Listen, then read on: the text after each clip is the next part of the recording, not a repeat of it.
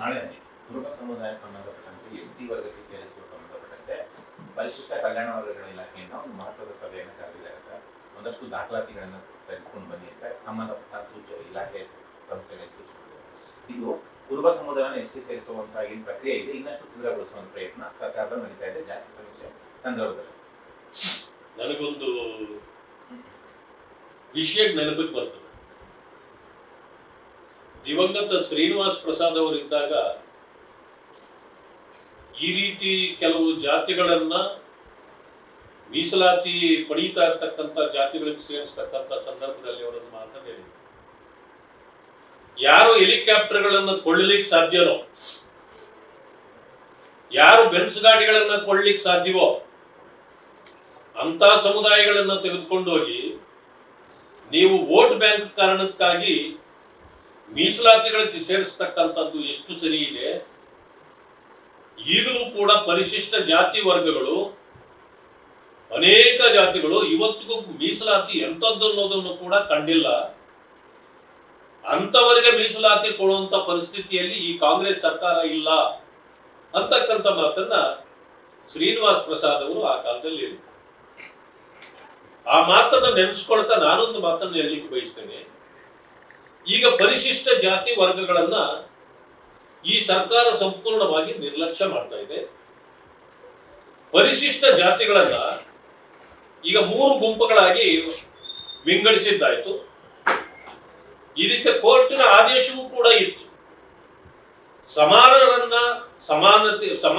ಸಮಾನವಾಗಿ ಕಾಣುವ ಗುಂಪುಗಳನ್ನ ಮಾಡಿ, ಯಾರು ಅಸಮಾನ್ಯರಿದ್ದಾರೋ ಅವರಿಗೆ ವಿಶೇಷ ಆದ್ಯತೆಯ ಗಮನವನ್ನು ಕೊಟ್ಟು ಅವರಿಗೆ ಮೀಸಲಾತಿ ಕೊಡಬೇಕು ಅಂತೇಳಿ ಸುಪ್ರೀಂ ಕೋರ್ಟ್ ಹೇಳಿದ್ರೆ, ಇವರು ಯಾರು ತುಂಬಾ ವೀಕ್ ಇದ್ದಾರೆ, ನಾಯಕತ್ವವೇ ಇಲ್ಲ, ಆ ಜನರನ್ನ ಕೇಳುವವರೇ ಇಲ್ಲ ಅಂತಕ್ಕಂಥ ಅಲೆಮಾರಿಗಳು 59 ಸಮುದಾಯಗಳನ್ನ ನಿರ್ಲಕ್ಷ್ಯ ಮಾಡಿ ಅವರಿಗೆ ಕೊಟ್ಟಿದ್ದ ಮೀಸಲಾತಿಯನ್ನ ಕಿತ್ತು ಬೇರೆಯವರಿಗೆ ಕೊಡ್ತಕ್ಕಂಥ ಕೆಲಸವನ್ನ ಮಾಡಿದ್ದಾರೆ.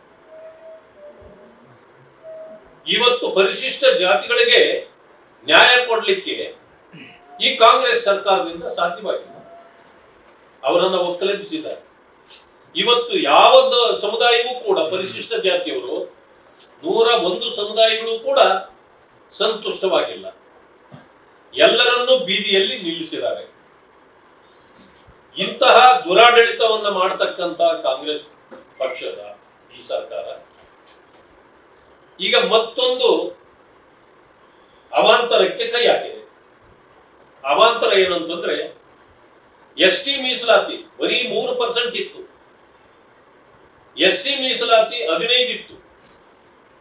15ನ್ನ 17, 3ನ್ನ 7 ಮಾಡಿದ್ದು ಭಾರತೀಯ ಜನತಾ ಪಕ್ಷದ ಸರ್ಕಾರ, ಮಾನ್ಯ ಬಸವರಾಜ ಬೊಮ್ಮಾಯಿ. ಇದನ್ನ ವಿರೋಧಿಸಿದ್ದ ಕಾಂಗ್ರೆಸ್ ಪಕ್ಷ ಈಗ ಆ 7%ಗೆ ಪರಿಶಿಷ್ಟ ವರ್ಗಗಳಿಗೆ ಕುರುಬ ಸಮುದಾಯದ ಅನೇಕ ಜಾತಿಗಳನ್ನ ತಂದು ಸೇರಿಸ್ತಕ್ಕಂಥ ಕೆಲಸವನ್ನ ಮಾಡಲಿಕ್ಕೆ ಮಾನ್ಯ ಸಿದ್ದರಾಮಯ್ಯನವರು ಬರ್ತಿದ್ದಾರೆ. ಈಗ ಹೇಳಿ ಸಿದ್ದರಾಮಯ್ಯನವರು ಜಾತಿವಾದಿ ಅಲ್ವಾ ಅಂತ, ನಾನು ಜಾತ್ಯತೀತ ಅಂತ ಹೇಳ್ತಕ್ಕಂಥ ಸಿದ್ದರಾಮಯ್ಯನವರು ತನ್ನ ಜಾತಿಗಾಗಿಯೇ ಹೋರಾಟ ಮಾಡ್ತಿದ್ದಾರೆ ಮೌನವಾಗಿ, ಯಾರ್ಯಾರನ್ನ ಎಲ್ಲಿ ಸೇರಿಸಬೇಕು ಅಂತ. ನೋಡಿ, ಆ ಜಾತಿಯಲ್ಲೂ ಬಡವರಿದ್ರೆ ಅವ್ರಿಗೆ ಅನುಕೂಲ ಮಾಡಿಕೊಟ್ರೆ ತಪ್ಪಿಲ್ಲ. ಆದ್ರೆ ಇವರು ಮಾಡ್ತಿರ್ತಕ್ಕಂಥ ಕೆಲಸ ಏನಂತಂದ್ರೆ, ಯಾವ ಪರಿಶಿಷ್ಟ ವರ್ಗಗಳಿಗೆ ಬಿಜೆಪಿ ಸರ್ಕಾರ 7% ರಿಸರ್ವೇಶನ್ ಕೊಟ್ಟಿದೆಯೋ ಅದಕ್ಕೆ ನೀವು ಸೇರಿಸ್ತಕ್ಕಂಥ ಜಾತಿಗಳಿಗೆ ಅನುಗುಣವಾಗಿ ಅವರು ಈಗಾಗಲೇ ಯಾವ ಪ್ರವರ್ಗದಲ್ಲಿ ಮೀಸಲಾತಿಯನ್ನ ಪಡೀತಿದ್ದಾರೋ ಆ ಮೀಸಲಾತಿಯನ್ನು ಕೂಡ ಪರಿಶಿಷ್ಟ ಜಾತಿಗೆ ತಂದು ಸೇರಿಸಬೇಕು.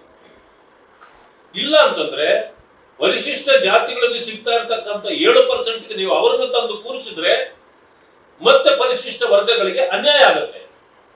ಆಗ ಮತ್ತೊಂದು ಸಾರಿ ಈ ರೀತಿ ಬೀದಿ ಹೋರಾಟ ಪ್ರಾರಂಭ ಆಗುತ್ತೆ. ಆದ್ರಿಂದ ನೀವು ಸೇರಿಸೋದಿದ್ರೆ ಆ ಒಂದು ಪ್ರವರ್ಗಕ್ಕೆ ಸಿಗ್ತಾ ಇರ್ತಕ್ಕಂಥ ಮೀಸಲಾತಿಯನ್ನು ಜೊತೆಯಲ್ಲೇ ತರಬೇಕೆ ಹೊರತು ನೀವು ಅವರನ್ನು ಮಾತ್ರ ಸೇರಿಸಿ ಪರಿಶಿಷ್ಟ ಅವರಿಗೆ ಸಿಗ್ತಾ ಇರ್ತಕ್ಕಂಥ ಮೀಸಲಾತಿಯನ್ನು ಕಬಳಿಸ್ತಕ್ಕಂಥ ಕೆಲಸವನ್ನ ಮಾಡಬಾರದು. ಜೊತೆಗೆ ಪರಿಶಿಷ್ಟ ಜಾತಿ ವರ್ಗಗಳಲ್ಲಿ ಅನ್ಯಾಯಕ್ಕೆ ಒಳಗಾಗಿರ್ತಕ್ಕಂಥವ್ರನ್ನ ಸರಿಪಡಿಸ್ತಕ್ಕಂಥದ್ದಕ್ಕೆ ಇದುವರೆಗೂ ಕಾಂಗ್ರೆಸ್ಗೆ ಆಗ್ತಾ ಇಲ್ಲ.